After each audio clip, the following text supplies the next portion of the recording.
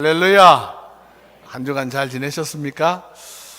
오늘은 우리가 교회력으로 하면은 어린이 주일입니다. 그래서 어린이들이 잘 자라서 신앙과 믿음이 반듯해져서 정말 우리 교회와 하나님 나라와 그리고 이 민족 앞에 참 아름다운 일꾼으로 설 수 있도록 우리가 그렇게 잘 키워야 될 것입니다. 그래서 어린이 주일 맞게 설교를 하는 게 맞겠지만 제가 지금 강해 설교를 하고 있기 때문에 그냥 계속해서 설교하겠습니다. 여러분께서 계속되는 말씀을 잘 들어주시면 감사하겠습니다. 지난주에 제가 하나님의 그릇들이라는 제목으로 말씀을 드렸어요.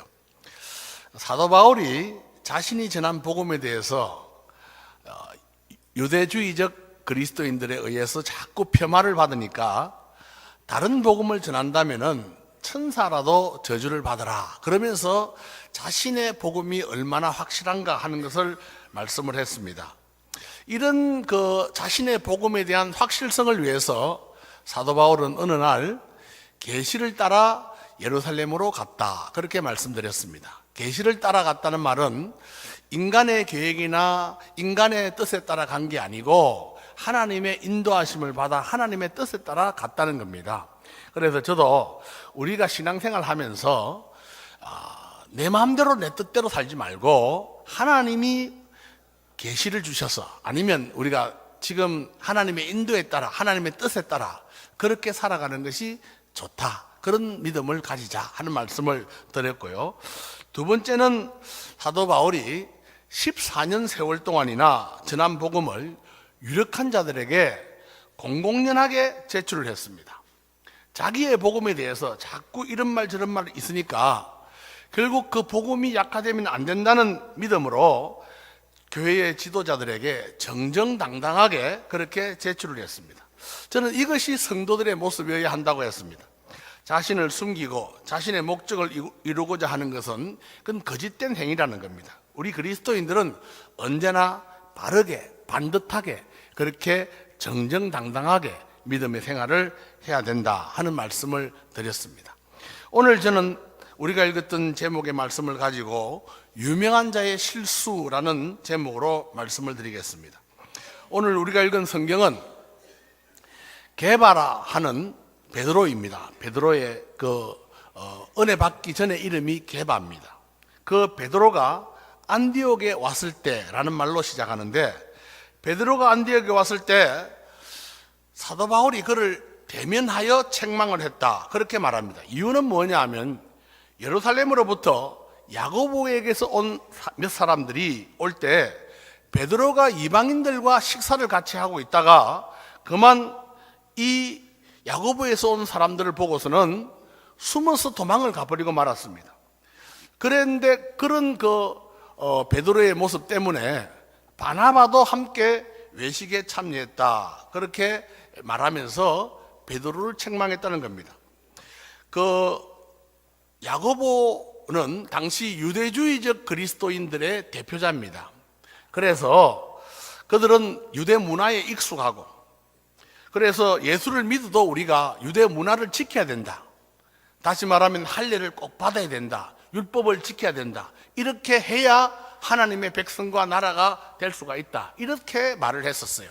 당시 초대교회에 아주 참 이게 변질이 돼가지고 나중에는 심각한 유대주의적 이단이 됐습니다. 이런 말을 하는 그들에게 베드로가 이방인과 같이 식사를 하고 있다가 그들과 다투기 싫었어. 아니면 그들로부터 오해를 받기 싫었어. 그래서 그들을 피해가지고 숨었고 숨어버린 그 베드로를 사도 바울은 면전에서 그를 책망을 했다 그렇게 되어져 있습니다. 그래서 저는 오늘 유명한 자의 실수라는 제목으로 어떻게 교회의 기둥 같은 믿음의 사람이었던 베드로가 이런 실수를 할 수 있을까? 또 사도 바울은 그를 왜 책망을 했을까? 그의 책망은 어떤 종류였을까 하는 것을 같이 생각해 보려고 합니다.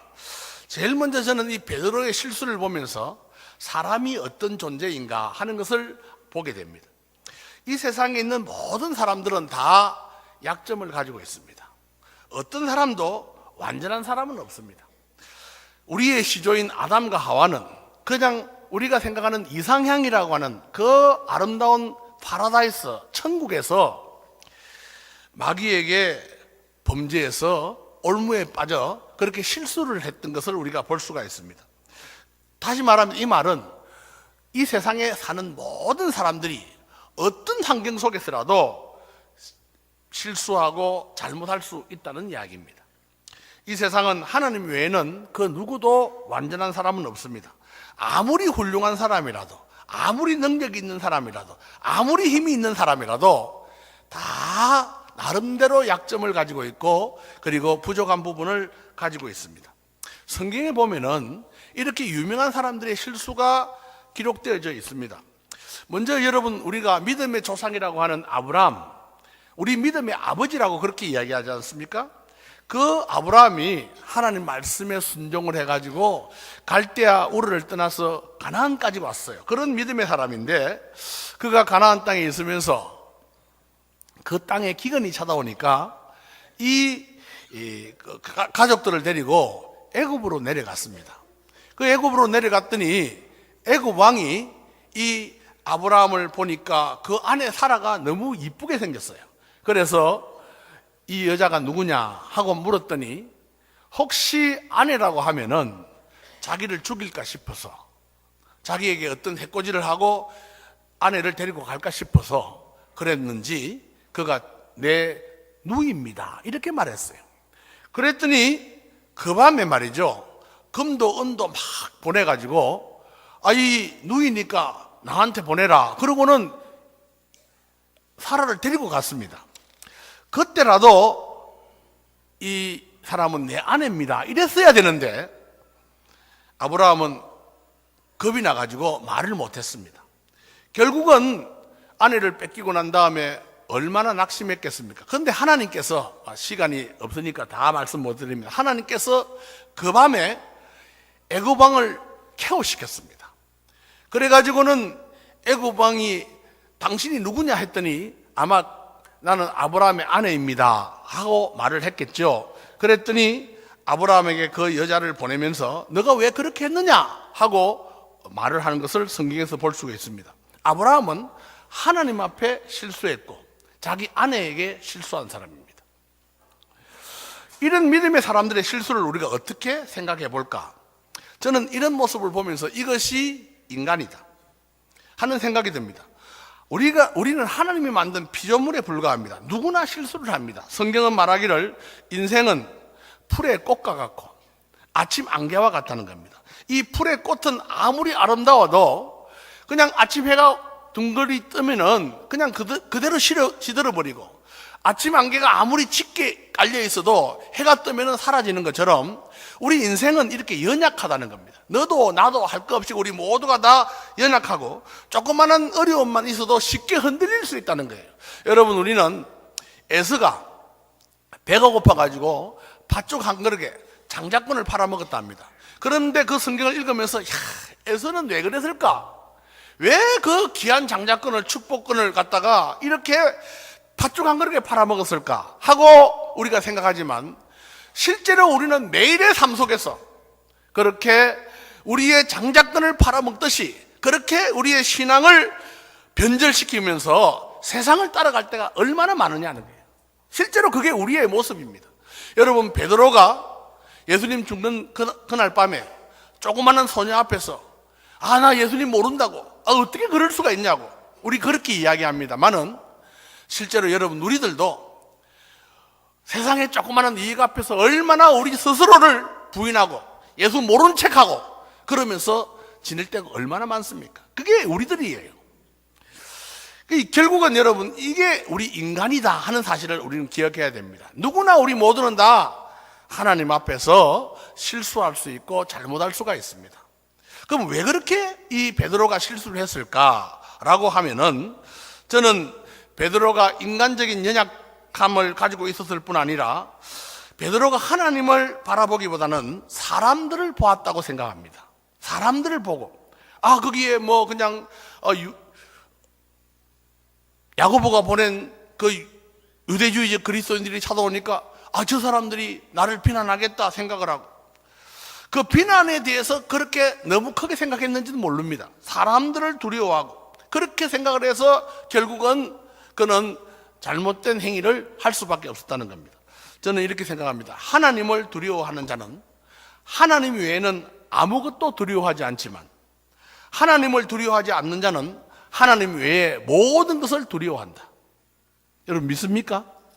하나님을 두려워하는 사람은 하나님 외에는 아무것도 두려워하지 않지만, 하나님을 두려워하지 않는 사람은 하나님 외에 모든 것을 다 두려워한다는 거예요. 하나님을 믿는 믿음으로 사는 사람은 세상에 성공 실패 너무 그렇게 물론 중요한 겁니다. 그렇지만 그거 가지고 그렇게 너무 그냥 자기 생사를 변화시킬 만큼 그렇게 살지는 않습니다. 하나님 바라보고 실패도 어려움도 고난도 아픔도 믿음으로 이기는 겁니다. 또 사람의 체면도, 사람들로부터 욕 좀 듣는 것도 그거 그렇게 크게 문제가 안 되는 겁니다. 하나님이 나를 보고 있는데. 여러분, 그러니까 우리는 정작 두려워해야 할 분은 하나님이신 줄로 믿습니다. 주님께서도 마태복음 10장 28절에 보면 이렇게 말씀하셨어요. 마태복음 10장 28절에 몸은 한번 같이 이제 나오네. 되게 늦게 나오네. 한번 같이 읽어보겠습니다. 시작. 몸은 죽여도 영혼은 능히 죽이지 못하는 자들을 두려워하지 말고 오직 몸과 영혼을 능히 지옥에 멸하실 수 있는 이를 두려워하라. 여러분, 몸은 죽여도 우리의 그 영혼, 진짜 하나님이 주신 그 축복의 그것을 망하게 하는 자를 두려워하지 말라. 세상을 두려워하지 말라. 도리어 몸과 영혼을 함께 멸할 수 있는 하나님을 두려워할 것을 그렇게 말씀하고 있습니다. 여러분, 구약 성경에 보면은 사울 왕이라고 하는 사람이 나옵니다. 그 사울 왕이 하나님을 두려워하지 않고 사람을 두려워한 사람의 대표자입니다. 그가 하나님에 의해서 왕이 된 다음에 이제 전쟁을 치르게 됩니다. 군사들이 많이 모여야 되는데 그 군사를 출정을 하기 위해서는 빨리 와서 제사를 드리고, 그래서 출정식을 해야 사람들이 많이 모이는데 사무엘이 드디어 오는 겁니다. 그러니까 이 사람이 하나님께서 법에 따라서 사무엘만이 할 수 있는, 제사장만이 할 수 있는 제사를 자기가 마음대로 하는 겁니다. 그럼 왜 그렇게 했냐 하고 물었더니 군사들이 흩어졌기 때문에 그 군사들을 흩어지지 않도록 하기 위해서 내가 그랬습니다 하고 말을 했습니다. 그러니까 사무엘이 뭘 했는가 하면, 왕이 하나님의 말씀을 버렸으므로 하나님도 당신을 버리십니다. 그랬습니다. 여러분, 어떻게 생각해 보면 사울 왕이 제사를 한번 드린 것이 그게 그렇게 버림을 받을 만한 일일까? 그런데 하나님은 사울 왕 마음속에 하나님을 믿지 아니하고 사람을 믿는 그 믿음을 보시고 그를 버렸습니다. 불신은 하나님을 안 믿는 것이 아니고 사람을 믿는 것입니다. 여러분, 불신이라는 말은 하나님을 안 믿는 것이 아니고 사람을 믿는 겁니다. 그러니까 아무리 이 예배당에 앉아 있어도 사람 믿고 사람 의지하고 사람 따라가고 사람 바라보는 사람은 하나님 안 믿는다는 것입니다. 여러분, 그러므로 하나님이 도우시면은 300명 기도원 용사를 가지고 수십만의 사람을 이길 수가 있습니다. 하나님이 도우시지 않으면은 아무리 많은 사람을 끌어모아도 그 전쟁에서 그는 패배할 수밖에 없습니다. 그러므로 우리가 사람의 수를 보지 말고 사람을 보지 말고 하나님을 바라보는 저희들이 되기를 주님 이름으로 축원합니다. 여러분, 우리가 다윗의 위대함을 이야기합니다. 다윗이 물론 여러 가지 면으로 위대합니다. 그는 참 믿음으로 우리 앞서 참 아름다운 모범을 보인 사람입니다. 그런데 여러분, 그 가운데 저는 다윗이 어떤 면이 그렇게 훌륭했나 생각해 보면, 그 당시에 전쟁을 치르고 나면 다윗이 이겼어요. 이기고 나면 전리품을 거두는데 그 전리품 중에 최고가 뭐냐면 말입니다. 말이 많다고 하는 것은 그 나라의 국력이 강하다는 것이고, 국력이 강하다는 것은 그 나라, 그 주변을 다 이렇게 호위할 수 있는 왕의 권세를 나타내는 거예요. 여러분, 지금 당시의 왕의 말이 많다는 것은 원자폭탄 가지고 있는 그거하고 비슷합니다. 뭐 그렇게 쉽게 생각하면 됩니다. 그런데 이 다윗은 전쟁을 통해서 말을 얻게 되면은 그 발의 힘줄을 끊었습니다. 다시 말하면 말의 기능을 못하도록 만들었어요. 왜 다윗은 그 말의 힘줄을 끊었을까? 다윗은 나는 말을 의지하지 않습니다. 다시 말하면 인간을 의지하지 않습니다. 사람 보지 않습니다. 세상 보지 않습니다. 하나님 바라봅니다. 하나님 의지합니다. 하나님의 이름으로 내가 승리할 것입니다. 그는 그렇게 믿었기 때문에 하나님이 그에게 복을 주셨습니다.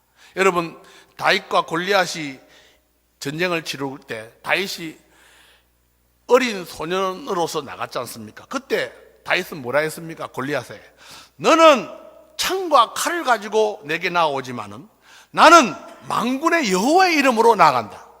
하나님의 이름으로 나간다. 결국 다윗은 하나님만을 바라볼 때 하나님께서 그에게 은혜를 주신 줄로 믿습니다. 여러분, 요셉이 말이죠, 보디발 집에서 청지기가 됐어요. 그런데 그 부인이 그를 유혹을 합니다. 그런데 그때 요셉이 뭐라 그럽니까? 하나님 앞에서 나는 범죄할 수 없다, 그렇게 말합니다. 다시 말하면 하나님이 지금 나를 지켜보고 있는데, 하나님이 나를 지켜보고 있는데 죄를 지을 수 없다는 거예요. 저는 이렇게 생각합니다. 우리가 하나님을 쳐다볼 때 하나님이 우리와 보는 것을 경험할 수 있습니다.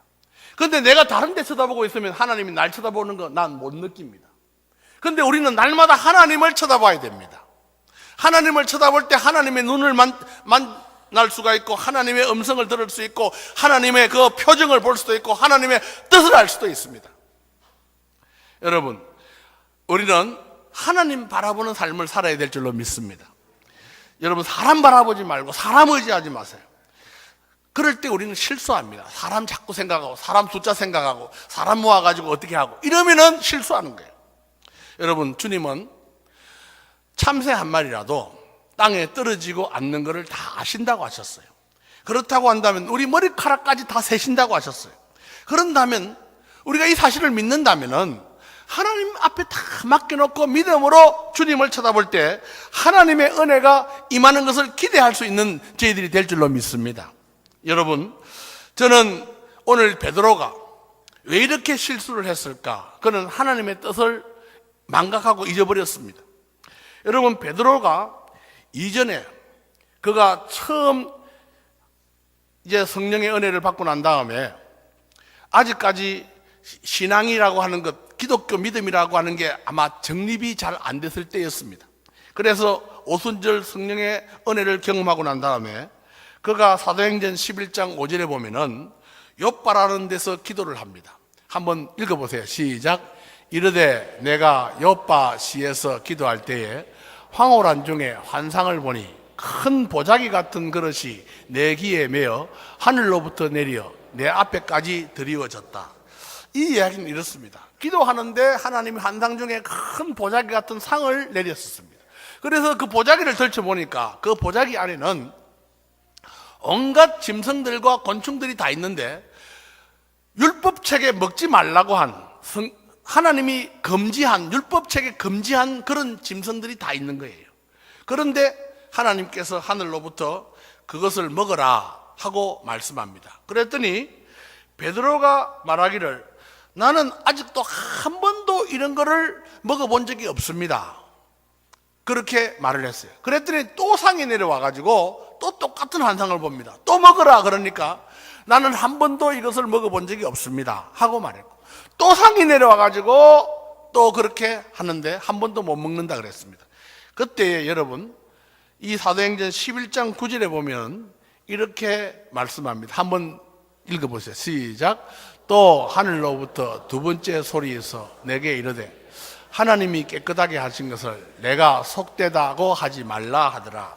하나님이 환상을 보여주면서 먹으라고 하는데 이 베드로는 자기의 관습과 자기의 생각과 자기의 마음에 따라서 안 먹겠다고 했다는 거예요. 그동안 안 먹었으니까. 그런데 하나님께서 깨끗하게 한 것을 너가 속되다고 하지 말라고 하는 겁니다. 그러면서 다음에 고넬료의 사건이 나옵니다. 고넬료는 베드로가 만날 수 없는 이방인이었어요. 그런데 그가 그 말씀을 생각하면서 따라갔고 그 자리에 주의 말씀을 전가할 때 성령이 오순절과 똑같은 역사가 일어났다. 그러면서 그들도 우리와 똑같이 하나님께서 구원하시기를 원하신다고 말한 것이 사도행전 11장에 나온 이야기입니다. 그러므로 여러분, 우리는 이런 오해를 해서는 안 됩니다. 내가 생각하는 것이 바르다. 내가 믿고 있는 것이 맞다. 우리는 우리의 간섭과 문화 속에 우리의 생각이 오염될 수도 있고 잘못될 수도 있습니다. 우리의 표준은 항상 하나님 말씀이어야 한 줄로 믿습니다. 우리는 그래서 여러분, 제가 주일 저녁에 신조 공부하지 않습니까? 신조 제일 첫 번째가 뭡니까? 우리가 믿고 있는 장로교 신조 12신조라 그러는데 그 12신조의 첫 번째가 뭐죠? 한번 따라합시다. 시작. 신구약 성경은 하나님의 말씀이니 신앙과 본분에 대하여 정확무한 유일의 법칙이다. 우리가 이 하나님 이 말씀은 신앙과 본분에 대해서, 내가 신앙은 하나님에 대해서, 그리고 본분은 내가 행해야 될 그 일에 대해서, 신앙과 본분에 대해서 유일한 법칙이다. 다른 어떤 것도 없다는 거예요. 오직 이것만이 하나님께서 우리에게 주시는 법이다. 우리는 이걸 가지고 살아야 됩니다. 하나님 바라보지 않고 사람 자꾸 보면요, 엉뚱한 일 합니다. 잘못된 일 합니다. 실수하게 됩니다. 하나님께서 다 아시는 거예요. 이제 그리고 마지막으로 세 번째, 우리가 이렇게 유력한 자들이 실수를 했을 때 어떻게 해야 될까 하는 거예요. 오늘 본문에 보면 사도 바울이 베드로의 면전에서 책망을 했어요. 그런데 이 책망한 것만 있습니다. 그렇지만 저는 그 성경학자들의 해석과 함께 저 생각은 이렇습니다. 비록 베드로가 실수한 사람에게 그 책임을 물어서 책망을 했어요. 그런데 이 사도 바울은 이렇게 베드로를 책망을 하면서 또 한편 그를 용서하고 이해를 했다고 저는 생각합니다. 오늘 이 사건은 사도 바울이 예루살렘에 올라오기 전에 있었던 사건입니다. 성경학자들이 그렇게 이야기해요. 사도 바울이 복음을 전할 때 안디옥 교회에서 일어난 일입니다. 그런데 그 일을 통해서 사도 바울이 베드로를 책망을 하고 이제 세월이 14년 그 사이에 얼마나 흘렀는지, 1년 전에 있었는지 2년 전에 있었는지 사실 그건 잘 정확하지 않습니다만은 좌우간 예루살렘에 다시 올라왔어요.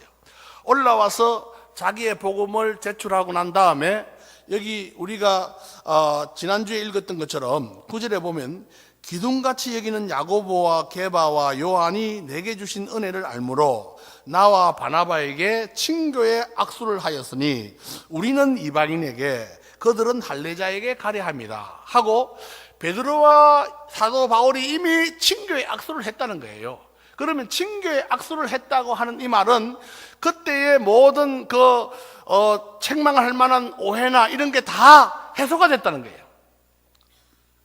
여러분 그렇게 해석해도 되겠죠? 믿습니까? 네, 해소가 된 거예요. 그렇게 우리가 사실 이 사도 바울이 이렇게 해소가 되도록, 사도 바울이 비록 책망은 했지만은 그 베드로에 대한 사랑과 이해를 가지고, 그리고 그가 내가 실수했다, 내가 좀 잘못했다, 내가 하나님 뜻을 몰랐다 이렇게 이야기할 때 사도 바울은 그를 이해하고 용서하고 그리고 그와 함께 사역을 하고 있는 모습들을 우리는 볼 수가 있습니다. 사랑하는 성도 여러분, 우리는 말씀드린 것처럼 약한 사람들이기 때문에 누구나 실수할 수 있어요. 그래서 그 사람에 대해서 책망할 수도 있을 겁니다. 그렇지만은 그 책망이 영원해서는 안 돼요. 상대가 이해하고 용서를 구하면 언제라도 용서해 줄 수 있는 것이 그게 그리스도인들의 모습이라는 겁니다. 주님이 우리가 해야 될 일 가운데 가장 중요한 일이 뭐라 그랬죠? 그 사랑이라고 그랬습니다. 여러분, 부부간에도 다툼이 있으면은 해가 지기 전에 서로 화해할 것을 말씀하셨습니다. 여러분, 우리 하나님은 우리가 영원히 다투지 않고 이 땅에서 잘 살 거라고 생각하지 않습니다. 누구라도 다툴 수는 있다고 생각합니다. 부부 간에. 그런데 그 부부 간에 그렇게 다툰다 하더라도 헤어지기 전에 서로 화해해라. 처음에 감정이 나가지고 다투긴 하지만 좀 시간이 지나다 보면은 이해할 수 있는 기회도 있고 이해도 또 하게 되고 사랑하게 되는 사람이고 하니까 금방 이해할 수가 있으니까 그렇게 화해하라는 겁니다. 이게 주님의 말씀입니다. 그런데 우리들은 그러지 못할 때가 많습니다. 고린도전서 13장 13절도 보면 뭐라고 되어 있습니까? 고린도전서 그런즉 믿음, 소망, 사랑 이 세 가지는 항상 있을 것인데 그 중에 제일은 사랑이다. 이게. 여러분, 이 항상 있다는 이 말 속에는 천국 가면 믿음 있습니까? 천국 가면 믿음 있을까요? 없을까요? 있어요. 천국 가면 하나님 믿습니다. 그죠? 천국 가면은 소망 있을까요? 없을까요? 소망, 천국 가면 모든 게 다 이루어졌는데 소망이 있을까요? 천국에도 소망이 있어요. 근데 무슨 소망인지 난 잘 모르겠어요. 그렇지만 그건 여러분들이 각자 다 가서 꼭 물어보시면 좋겠습니다. 또 천국 가면 사랑도 있어요. 그런데 그 중에 제일은 뭐라 그랬죠? 사랑이라. 그 중에 이 땅에서도 하나님 나라에서도 제일은 사랑이다. 이게 사랑. 우리 여러분, 주님은 우리에게 말씀하시기를 우리가 이렇게 사랑받은 사람이에요. 하나님이 사랑을 받은 사람이니까 너희도 서로 사랑하라 하는 이야기를 1만 달란트 빚진 자 이야기를 하시면서 하셨어요. 어떤 사람이 왕으로부터 1만 달란트 빚을 졌습니다. 1만 달란트라면 계산할 수 없을 만큼 엄청난 큰 돈입니다. 지금 우리나라의 경제를 움직일 수 있을 만한 돈입니다. 그런 엄청난 돈을 빚이 졌으니까 개인이 왕한테 빚졌으니까 갚을 길이 없어요. 그래서 못 갚겠다고 사정을 했더니 왕이 그러면 갚을 때까지 감옥에 들어가라 그랬는데 자기 형편을 이야기하고 자기 가정 이야기하고 그랬더니 왕이 용서해 줬습니다. 그래서 이 사람이 너무 감사해서 나오는 길에 자기한테 몇백 데나리온 빚진 자를 만났습니다. 그 돈은 한 몇백만 원쯤 되는 돈일 겁니다. 그런데 그 사람이 그렇게 자기한테 용서해달라고 좀 이해해달라고 그렇게 말했지만은 용서하지 않고 감옥에 가뒀다고 했습니다. 그랬더니 그 사람의 친구들이 다시 왕에게 고소해서 그렇게 그 사람을 붙잡아서 내가 너한테 1만 달란트 빚진 걸 용서해 줬는데 너는 그 작은 돈도 용서 못 해줬느냐? 너 다 갚을 때까지 감옥에 들어가라 하고 그렇게 하셨다는 겁니다. 여러분, 이 말은 우리가 하나님으로부터 어떤 은혜를 받았는가, 어떤 큰 사랑을 받았는가 알고 그것을 가지고 다른 사람을 바라보라는 것입니다. 일반적으로 어떤 사람의 잘못에 대해서 공격을 하고 비난을 하는 목적이 각기 다를 겁니다. 그렇게 공격을 하고 비난을 하면 자기 자신은 그 사람들보다 훨씬 의롭다는 것을 나타낼 의도로 하는 경우도 있습니다. 어떤 사람에 대해서 저 사람 나쁜 사람이다 라고 말할 때 나는 거기에 비해서 훨씬 좋은 사람입니다 하고 자동적으로 말해진다는 겁니다. 만약에 어떤 사람이 그런 마음을 가지고 다른 사람을 비난한다면 그건 그 사람 죄보다 더 큰 죄입니다. 우리는 사랑하는 마음으로, 용서하는 마음으로, 이해하는 마음으로 그렇게 다른 사람을 책망할 수도 있고 권면할 수도 있습니다. 주님은 말씀하시기를 내 눈 속에 있는 들보를 두고 형제의 눈에 티를 보지 말라 그랬습니다. 정말 형제를 책망하고 싶다면 자기 자신을 돌아보고 용서와 사랑의 마음으로 책망해야 될 줄로 믿습니다. 용서하는 마음이 없이 비난만 하고 지적하는 것은 더 큰 죄를 짓는 것하고 똑같습니다. 사랑하는 성도 여러분, 오늘 사도 바울은 베드로를 면전에 두고 책망했지만 그는 그 베드로의 영혼을 사랑하고 그를 사랑하는 마음으로 그렇게 했기에 서로 곧 화해하고 그래서 교회의 두 기둥이 되어서 오늘까지 우리에게 아름다운 복음을 전해주신 줄로 믿습니다. 사랑하는 성도 여러분, 이제 말씀을 마치겠습니다. 우리 모두는 다 약합니다. 누구나 실수할 수 있습니다. 어떤 사람이라도 하나님 앞에 다 실수할 수 있습니다. 그러나 우리가 이렇게 실수할 수 있지만 하나님을 바라보는 그때는 우리의 실수를 줄일 수가 있습니다. 사람 보지 말고 하나님 바라보고 하나님을 쳐다볼 때 우리는 보다 온전해질 수 있습니다. 그러므로 우리 모두는 다 어떤 경우라도 사랑과 이해와 용서의 마음으로 그렇게 사물을 보고 사람을 보고 그렇게 믿음에 살아서 하나님이 기뻐하시는 은혜가 온 교회 위에 여러분 삶에 있기를 주님의 이름으로 축원합니다. 축원합니다.